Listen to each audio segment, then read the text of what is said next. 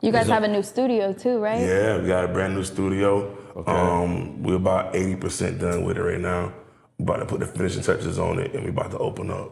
I love that. So probably like mid-January we'll be ready. That's amazing. Yeah. Congratulations. I gotta come by. What made you do that though? What made you get your own studio?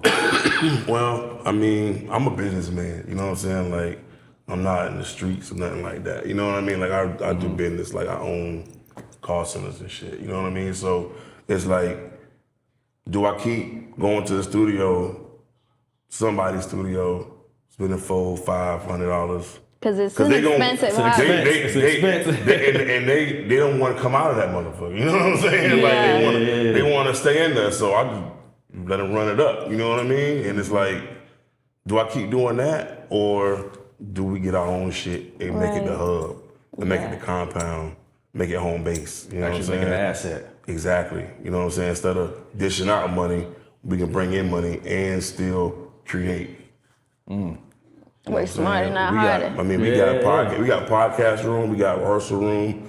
Also gonna be a live studio, a live podcast room. We can do showcases in there. Fire. You can do video shoots in there. You can do photo shoots in there. We got 3 rooms to record. Like, we got a lot of shit going What on. else do You you put it need? together. Yeah, it's how you put it together. As an artist, what else do you need? That's amazing. Okay. Yeah, so we got pretty much everything anybody can need in the studio. That's fire. Well, we look forward to pulling up to that. Yeah, definitely. please pull up. Now we definitely got to pull up. We got to do Got a to. pop up and that. Yeah, Okay. pop up. We Pop got to up do a whenever pop y'all up. want. Pull Hell up. yeah. Okay, so what was the vision? You say you got the studio. You say you wanted to make it an asset.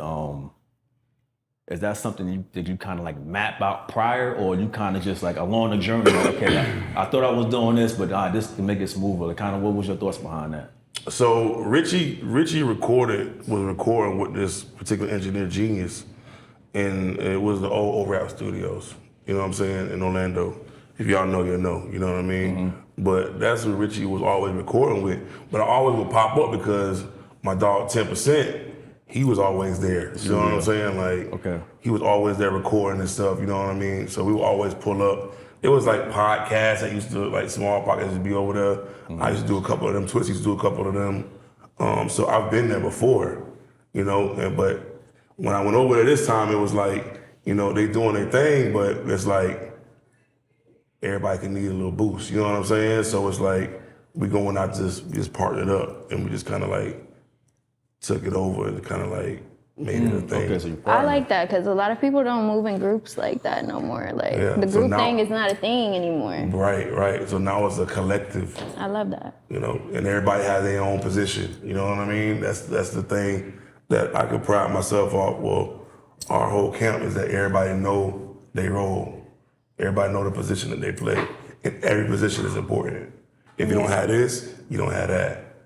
You know what I'm saying? So it's pretty good. It's a blessing. As a It is a label owner blessing. and businessman, what do you feel is required, or at least as a foundation? If somebody listening and watching, like, I want to own my own label, what are the steps? You know, what are the things I need to get done in order for me to do that?